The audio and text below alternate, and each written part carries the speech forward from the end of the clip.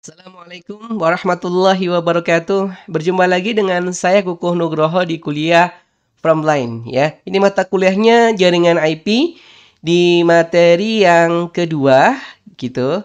Di pemodelan komunikasi data dalam jaringan, kemudian sub materi ketiga. Oke. Nih, di sini kita akan membahas terkait konsep layer OSI ya. Konsep layer OSI dihubungkan dengan protokol gitu ya, dihubungkan dengan protokol ya. Apa sih hubungannya antara konsep layer OSI dengan protokol gitu ya? Bahwasanya di materi sebelumnya kita sudah membahas bahwasanya konsep layer OSI itu menjelaskan terkait layer ya. Ya, namanya tadi sudah saya bilang ya, konsep layer OSI. Bahwasanya dia membahas terkait layer, konsep layer ya, gitu ya. Ada berapa layer? Ada 7 layer. Oke, ada 7 layer gitu ya. Ada 7 layer. Ya. Di mana masing-masing layer itu membahas terkait fungsi ya, membahas terkait fungsi gitu kan ya. Membahas terkait fungsi. Di mana masing-masing layer membahas terkait fungsi ya. Dalam menjalankan fungsi di masing-masing layer gitu ya, itu membutuhkan peran dari protokol gitu. Membutuhkan peran dari protokol. Nah, itu hubungannya antara konsep layer OSI dengan protokol gitu ya. Sampai sini tahu gambaran secara umum ya apa yang akan kita bahas di materi kali ini. Oke, kita langsung saja ya. Nah, kita akan membahas terkait fungsi tadi yang sudah saya jelaskan di pengantar ya, terkait fungsi di masing-masing layer OSI, konsep layer OSI. Nah, nanti kita akan membahas terkait fungsi ya. Kita akan merangkum lagi apa fungsi di masing-masing layer OSI gitu ya. Nah, ini sebagai contoh, misal ada dua komputer ya yang saling berhubungan dengan menggunakan jaringan, misalnya jaringan internet gitu ya. Misal ini ya, PC1 yang berposisi sebagai klien gitu ya, ingin mengakses ke web server gitu ya, ingin mengakses ke web server. Gitu ya. Di materi sebelumnya sudah saya jelaskan gitu ya. Ketika sebuah PC sebagai klien ingin mengakses ke web server. Oke, sebagai contoh, si klien itu memanfaatkan web browser gitu ya. Web browser seperti ini ya, web browser seperti ini. Kemudian dalam web browser itu misalnya kita mengetikkan www.google.com gitu ya. Ini nama domainnya gitu ya. Ini nama domainnya, ini nama domainnya. Ini dalam mengetikkan www.google.com itu kita ketikkan dalam URL gitu ya, dalam URL. Uniform Resource Locator. Artinya apa? Artinya ketika kita mengetikkan www.google.com dari katanya sendiri ini URL gitu ya. URL artinya Uniform Resource. Di sini R-nya adalah Resource Locator. Jadi dalam mengetikkan atau ketika kita mengetikkan www.google.com artinya kita ingin resource, kita ingin sumber daya gitu ya. Kita ingin sumber daya yang ada di mana? Sumber daya yang ada di mana? Sumber daya yang ada di server gitu ya. Kita ingin mendapatkan sumber daya yang ada di server gitu. Ya, artinya seperti itulah teorinya. Jadi ketika kita mengetikkan www.google.com, kita ingin mendapatkan resource atau sumber daya yang ada di server. Berupa apa? Berupa web page, berupa halaman web, berupa web page, ya, berupa halaman web, begitu ya, berupa halaman web. Kita kira seperti itu, ya. Oke. Jadi ketika sudah kita mengetikkan, kemudian kita tekan enter, gitu ya. Kita tekan enter. Oke, kita tekan enter, gitu. Kita tekan enter, maka nanti ada data yang dikirimkan dari klien ke server, ya. Ada data dikirimkan dari klien ke server. Data apa itu? Data yang kita istilahkan adalah data request gitu ya. Dalam komunikasi web itu nantinya kita akan mengetikkan tadi www.google.com, kemudian klien itu akan mengirimkan data request, yaitu request get ke server. Get artinya ingin mendapatkan gitu ya, seperti itu. Nah, data ini akan di-convert gitu ya, akan di-convert pertama sebelumnya ini berupa data tadi ya. Data tadi akan dikirimkan ke server, tapi sebelumnya itu di-convert dulu ke dalam bentuk ini, dalam bentuk deretan bit gitu ya. Deretan bit dikirimkan lewat media menuju ke server. Kira-kira seperti itu ya. Nah, prosesnya seperti apa? Nah, prosesnya itu kita harus menggunakan pendekatan model seperti yang saya jelaskan di pertemuan sebelumnya ya. Nah, salah satu model yang bisa kita gunakan adalah model OSI ya, model OSI begitu ya. Model OSI mengenal konsep layer gitu ya, mengenal konsep layer. Ada 7 layer. Nah, kita akan melihat fungsi dari masing-masing layer tadi. Nah, seperti itu ya. Ini gambarannya, prosesnya. Tapi kita ingin melihat secara lebih detail lagi. Nah, kemudian proses yang terjadi itu kita asumsikan terjadi di komputer klien. Ya, dimulainya dari komputer klien di sini. Oke, kebayang ya? Nah, kita mulai dari layer paling atas, layer 7, layer aplikasi. Nah, di layer aplikasi ini, ya, fungsi secara umumnya adalah create data atau membuat data, ya, membuat data. Gitu.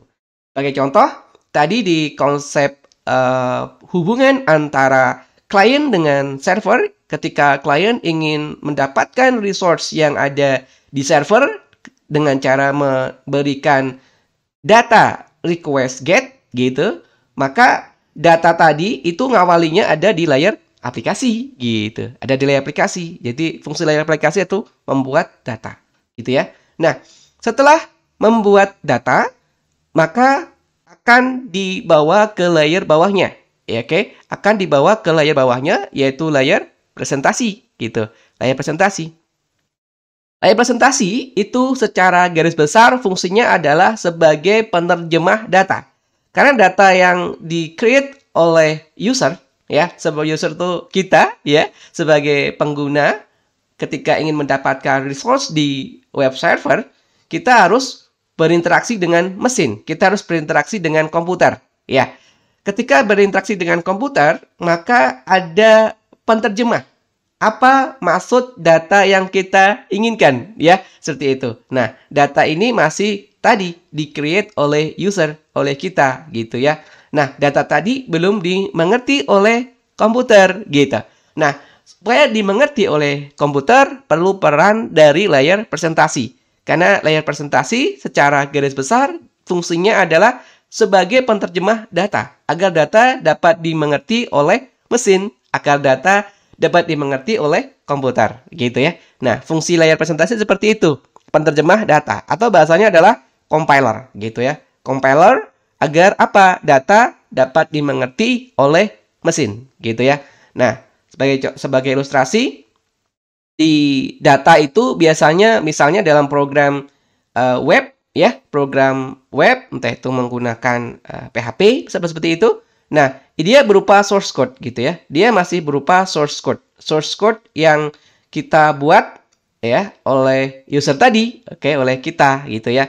Dia masih berupa source code, misal seperti itu ya. Source code ya, berupa program gitu ya, berupa program source code. Ini belum dimengerti oleh komputer, oke? Belum dimengerti oleh komputer. Maka di sini perlu peran dari tadi compiler. Perlu peran dari compiler. Oke, perlu peran dari compiler supaya apa? Supaya source code tadi itu dimengerti oleh mesin, oleh si komputer, begitu ya. Akan dimengerti oleh si komputer. Maka perlu peran dari compiler. Kira-kira seperti itu. Oke?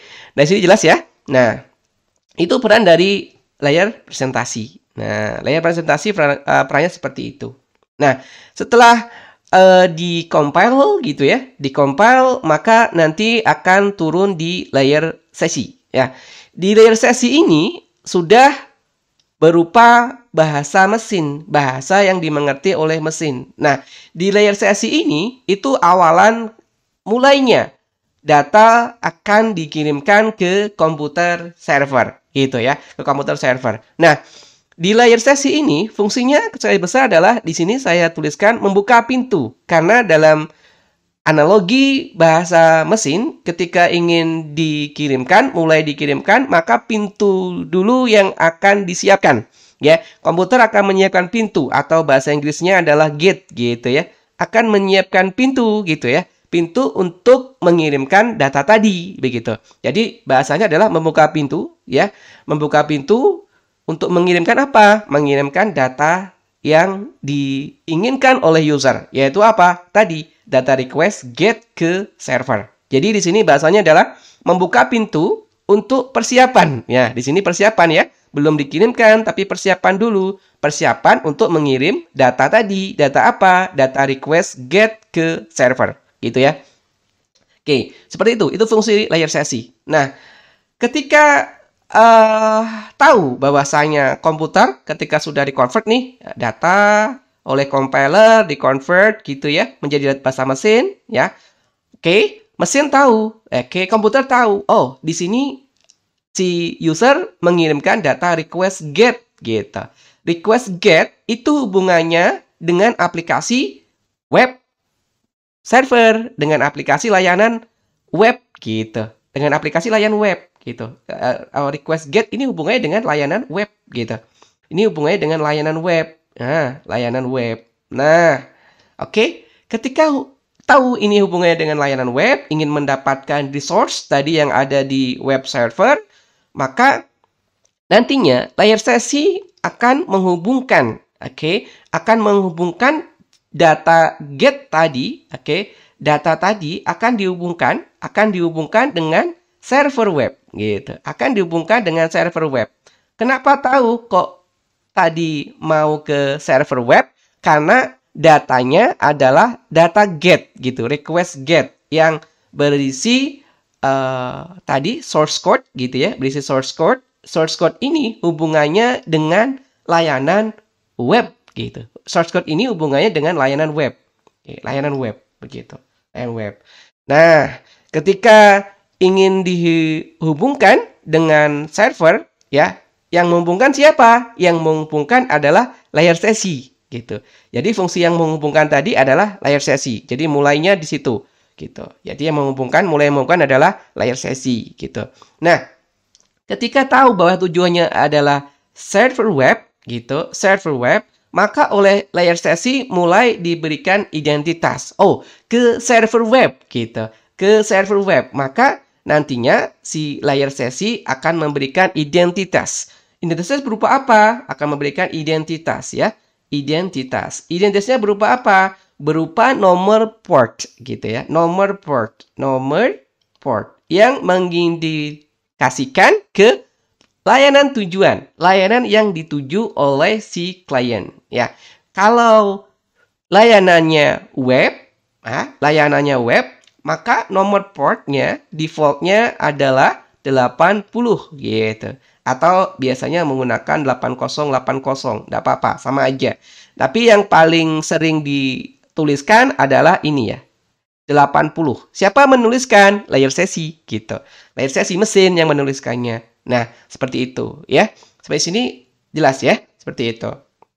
Nah, jadi saya ulang lagi, data kemudian di-compile akan dimengerti oleh si mesin, kemudian di layer sesi mulai untuk mengkoneksikan ke server gitu. Oke, seperti itu. Jadi bahasanya kalau di teori membuka, kemudian setelah membuka pintu, kemudian maintain. Jadi data tadi akan dikirim tuh, kan datanya besar, itu nggak mungkin sekaligus dikirimkan, akan dipecah-pecah gitu seperti itu kira-kira.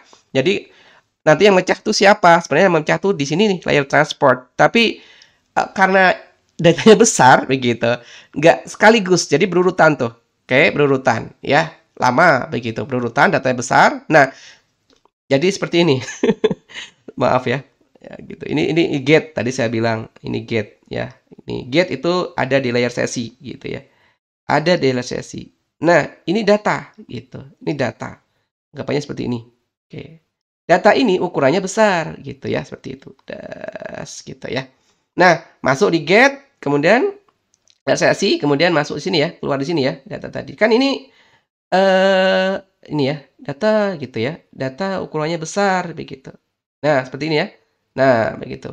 Nah, ini kan dimulainya dari ujung sini nih, ujung sini kan sampai ujungnya ujung sini sampai sini. Nah, di sini kan agak panjang ya. Perlu waktu untuk mengirimkan si data tadi gitu ya, data tadi. Nah, dari awalan di sini, kemudian pertama tadi apa? Sensilisasi, buka ya. Sensilisasi pertama buka. Nah, ini kirim nih, dibuka. Pintunya dibuka gitu ya. Pertama ditutup, kemudian dibuka. Ya, seperti itu. Ya, kira seperti inilah. Dibuka, pertama dibuka dulu pintunya. Setelah pintu dibuka, maka ini data dikirim tuh. Sudah dikirim. Dikirim kan ada waktu nih, ada waktu untuk mengirim ya. Dari awalan misalnya A sampai B, misalnya seperti itu. Nah, dari A sampai B ini itu akan ketika dibuka, pertama buka gitu ya. Pertama buka, setelah dibuka itu maintain atau bahasanya adalah dijaga. Oke, dijaga agar data tadi tetap dikirim gitu. Akan tetap dikirim. Oke, sampai di B di akhiran. Ketika di B, maka ditutup gitu. Nah, kira-kira seperti itulah teorinya ya. Dibuka sampai data dikirim tadi karena panjang. Sorry, dibuka, kemudian data dikirim karena panjang tadi kan butuh waktu nih dari A sampai B. Ketika di B udah selesai, maka ditutup. Intinya gitulah, buka pintu lah, buka sama tutup pintu gitu ya, seperti itu. Ya, itulah analoginya. Oke, kita lanjutkan ya. Maaf, agak agak penjelasannya agak panjang ya, seperti itu. Nah, setelah DLCC fungsinya tadi menghubungkan dengan server, ya. Kemudian itu dibawa oleh layer bawahnya, ya. Layer bawahnya ada layer transport, ya. Layer transport di sini kalau bisa saya tuliskan fungsinya adalah menyediakan kendaraan, ya, seperti namanya, ya. Transport itu menyediakan kendaraan untuk apa? Untuk mengirimkan data tadi, gitu, ya. Jadi seperti itu fungsinya. Jadi menyediakan kendaraan, gitu, ya. Oke, kemudian di layar ketika sudah ada nih kendaraannya gitu ya. Tadi kemudian sudah ada kendaraannya, kemudian dibawa di layar bawahnya ya, layar network. Nah, fungsi dari network itu apa? Ketika sudah ada kendaraan, kemudian data tadi ditambahin info ya. Info alamat perangkat pengirim. Nah, ini analoginya tadi komputer P1 ya di sini ya.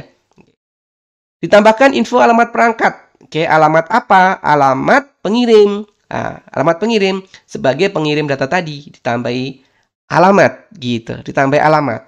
Nah, biasanya protokol yang digunakan di sini adalah IP gitu, bukan biasanya ya. Sekarang IP gak ada lain selain IP gitu ya. Nah, oke, dulu ada selain IP, makanya saya bilang biasanya. Tapi sekarang yang digunakan adalah IP gitu ya, untuk memberikan alamat perangkat gitu ya.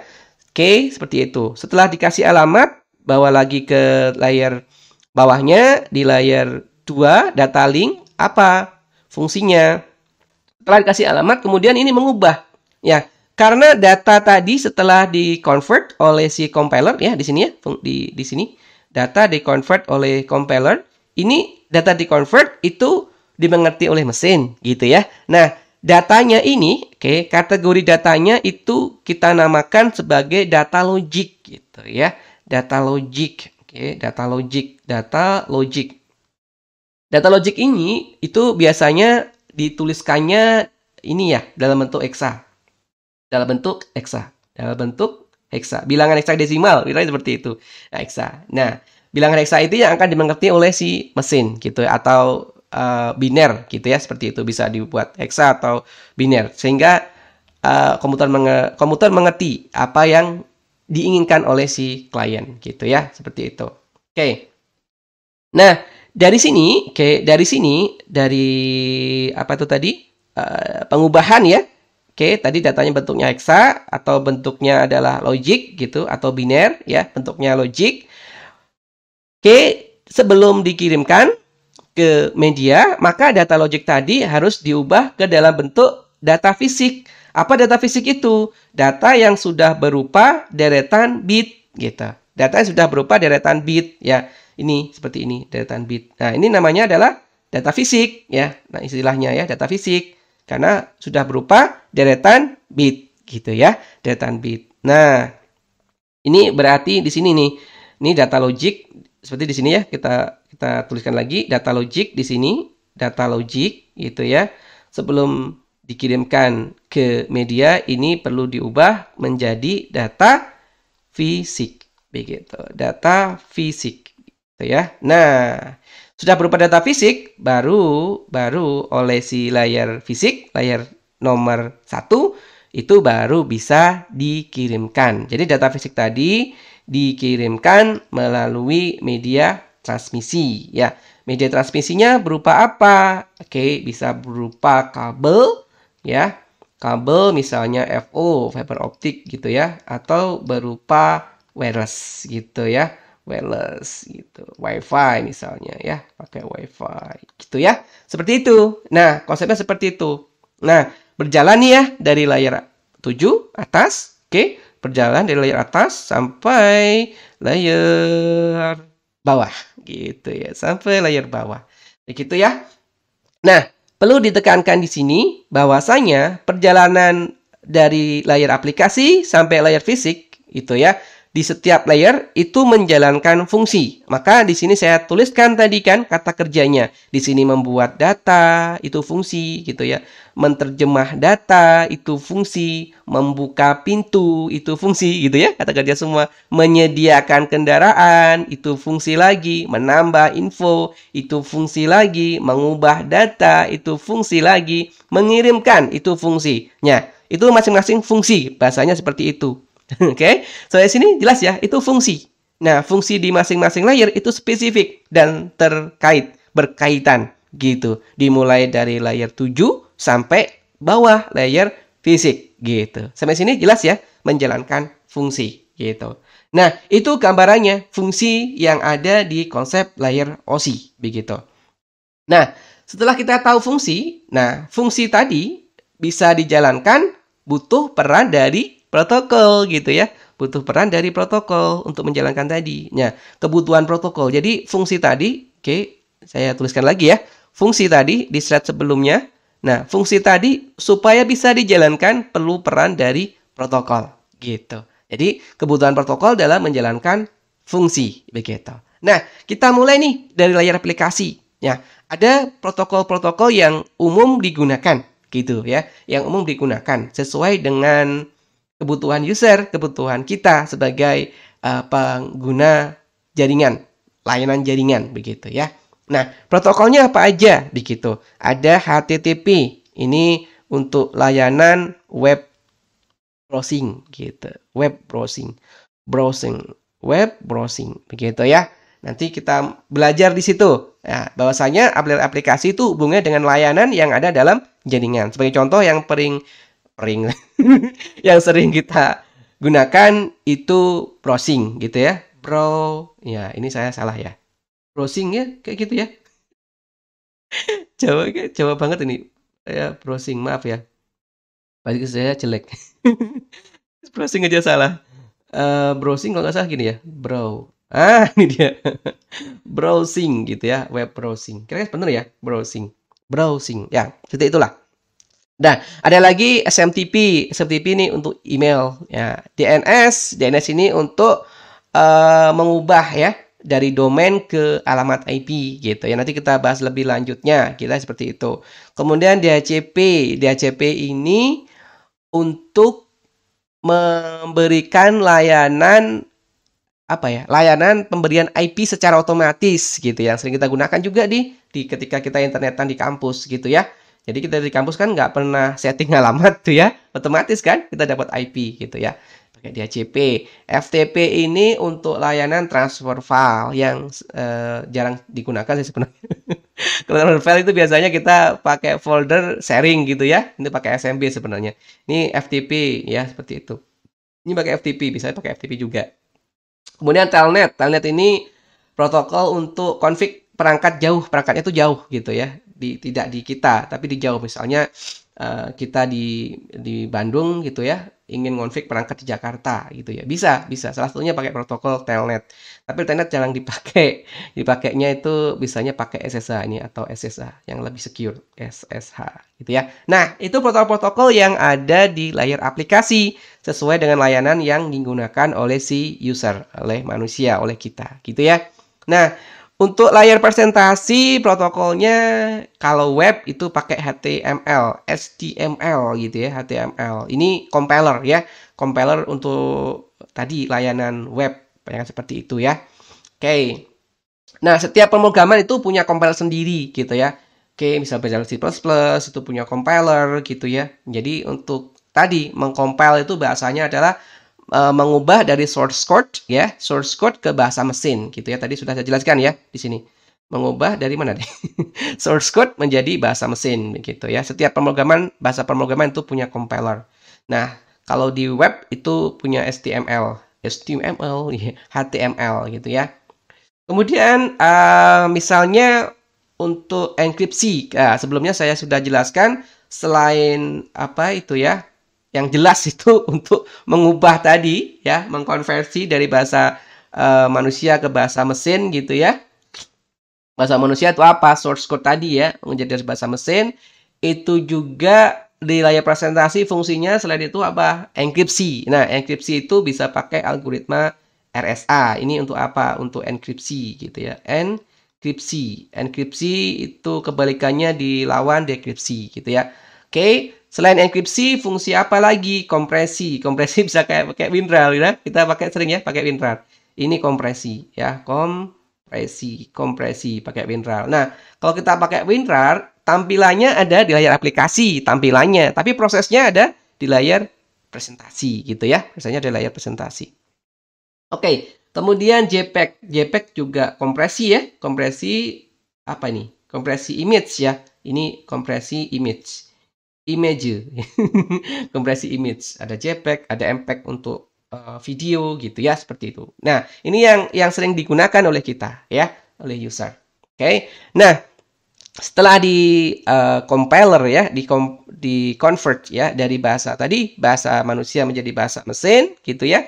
Kemudian di layar sesi. Ya, layar sesi ini istilahnya adalah sebagai interface ya, sebagai interface agar tadi bahasa manusia tadi itu bahasa manusia lagi. Agar data tadi lah bahasa manusia terus. Agar data tadi bisa dikoneksikan ke server misalnya, ke mesin yang lain. Jadi hubungan antar mesin dalam jaringan, hubungan antar komputer dalam jaringan. Itu yang menjadikan apa ya, bisa terjadi gitu ya. Jadi yang bisa mengkoneksikan antar mesin bahasa seperti itu yang bisa terjadi itu awalannya ada di layar sesi gitu ya. Jadi yang mengkoneksikan ya antar mesin gitu bisa berkomunikasi itu mulainya ada di layar sesi. Nah, protokolnya ini nggak melulu protokol sebenarnya sih. Ya protokol juga ya. Protokol itu aturan ya. Ini dia lebih cenderung kalau layar sesi itu Pak api, bukan api itu ya, api yang bisa membakar. Api di sini adalah application programming interface. Nah, di sini dia. Ini interface. Jadi layar sesi itu sebagai interface. Sebagai interface apa? Agar antar mesin itu bisa berkomunikasi, gitulah bahasa seperti itu. Agar gini lah. Ini user nih, ya maaf ya gambar saya jelek. Ini user ya. User apa? User mau pakai aplikasi kan gitu ya. Aplikasi, apapun itu aplikasinya. Misalnya aplikasi web tadi ya. Oke, aplikasi ini untuk apa? Ya untuk biasanya kalau aplikasi di web itu apapun itu misalnya e-commerce ya, itu ingin menghubungkan dengan server gitu ya, ingin mendapatkan data di server ya. Misalnya tadi contohnya web gitu ya atau aplikasi belanja online gitu ya seperti itu. Nanti menyebut merek nanti.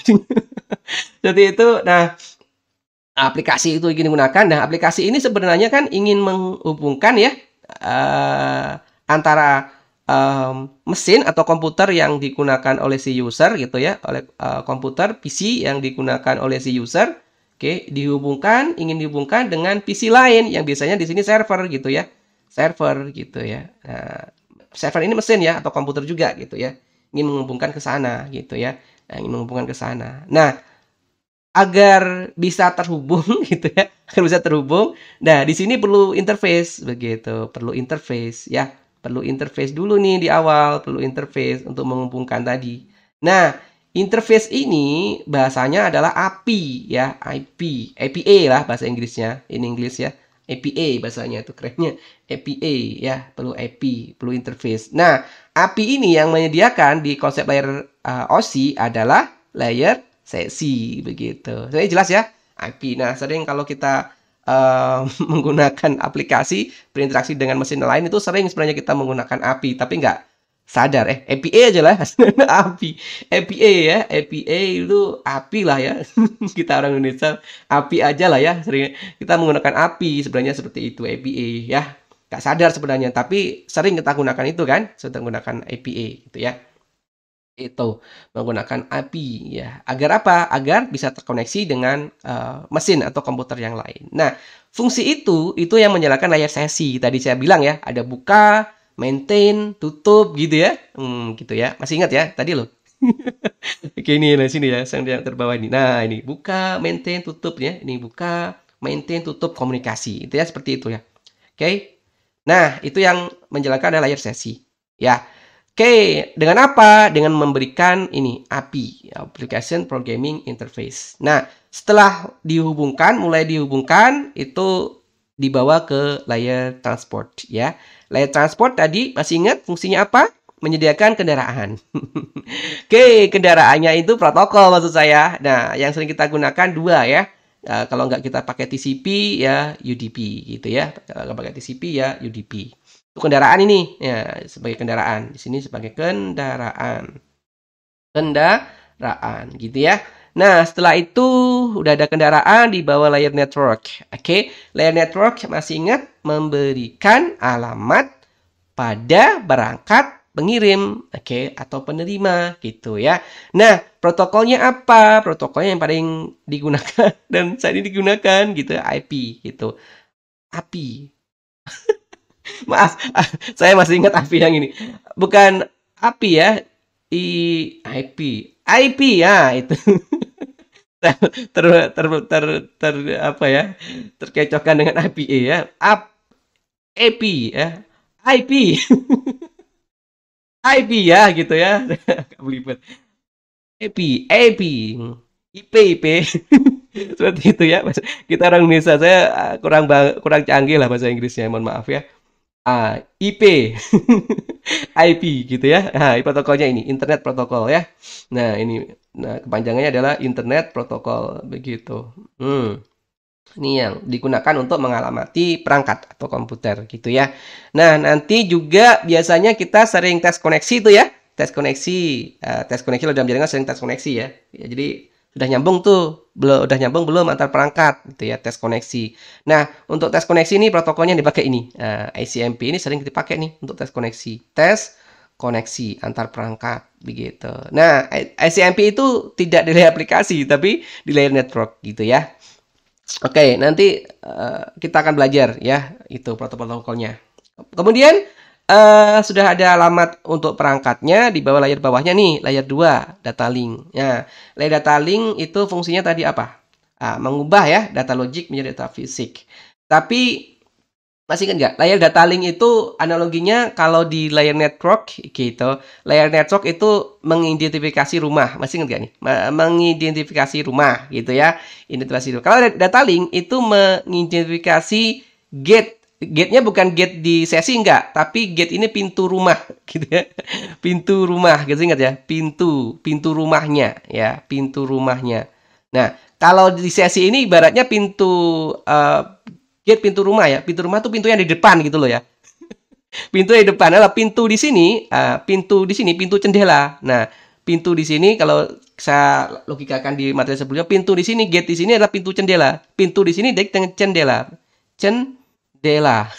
Jendela rumah. Benar nggak tulisan saya? Jendela rumah. Paham ya? Jadi dalam rumah tuh ada jendelanya gitu kan, ada pintunya, jendelanya gitu kan.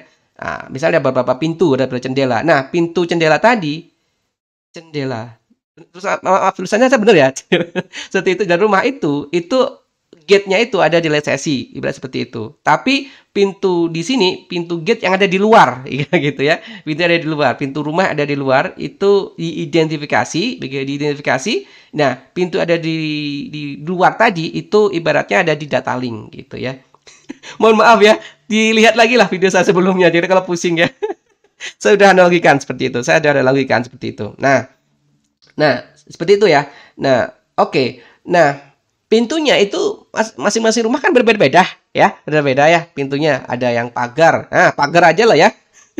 Nah, saya baru ingat pintu rumah di sini identik dengan pagar. Nah, ini saya baru keidean ya, pagar. Nah, pagar. Kalau ini jendelanya.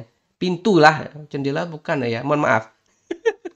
Ya pintu rumah gitu, pintu rumahnya. Kalau ini pagar. Nah, baru ingat ya. Ini kan pintu rumah ini saya. Gantilah. Data link itu ini. Nah, data link itu akan identifikasi apa tadi? Pagar ya.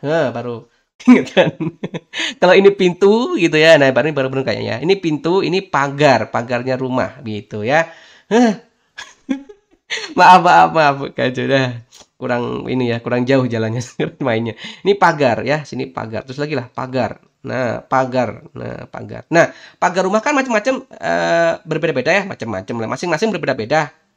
Ada yang pagar yang warna hijau gitu ya. Ada pagar warna hitam. Nah, gitulah. Juga pun di apa ya? Di komputer, oke, di bidang jaringan gitu ya.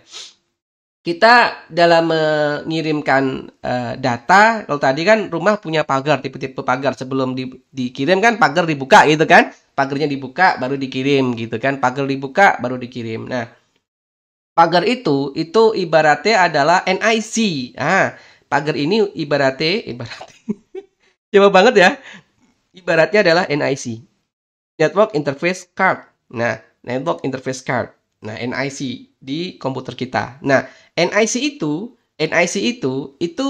identik masing-masing berbeda tergantung dari protokolnya begitu. Ada NIC yang paling sering dipakai itu Ethernet. Nah, NIC yang sering dipakai ini Ethernet. Ini NIC bentuknya ya. NIC begitu. Nah, protokol yang lain yang digunakan gitu selain Ethernet ada juga PPOA. Oke, PPOA, ada juga PPP. Nah, ini bingung ya. Tapi ini aja dulu ya. Ini aja dulu ya. Protokol yang paling sering digunakan oleh kita di komputer itu yang ini, Ethernet. NIC yang menggunakan protokolnya Ethernet gitu ya. Nah, Ethernet tadi, NIC tadi itu ibaratnya ya, balik lagi ibaratnya adalah pagar tadi ya, pagar rumah kita lah seperti itu. Sebenarnya jelas ya, seperti itu. Nah, selain itu ada protokol PPOA, PPP dia terkait nih. PPOA sama PPP ini terkait, satu bundle lah, satu keterkaitan kita seperti itu. Ya, nanti kita bahas lebih lanjut di materi selanjutnya. Ya, seperti itu. Kemudian yang paling jelas fungsi data link itu apa? Apa fungsi data link yang jelas? Mengubah tadi apa? Dari data logik, masih ingat ya? Data logik menjadi data fisik atau deretan bit gitu ya. Data fisik atau deretan bit gitu. Baru dari deretan bit tadi dibawa oleh layar fisik gitu untuk dikirimkan ke tujuan gitu ya. Nah, layar fisik ini sebenarnya bukan protokol-protokol banget ya. Ini loh, di sini bukan protokol-protokol banget karena hubungannya dengan fisik gitu ya. Hubungan dengan fisik. Juga protokol ya. Sorry. Protokol semua protokol. Semua protokol. Karena layar fisik hubungannya dengan fisik. Contoh. Dalam penggunaan kabel ini UDP sama STP gitu ya, atau fiber itu kan ada konektor ya.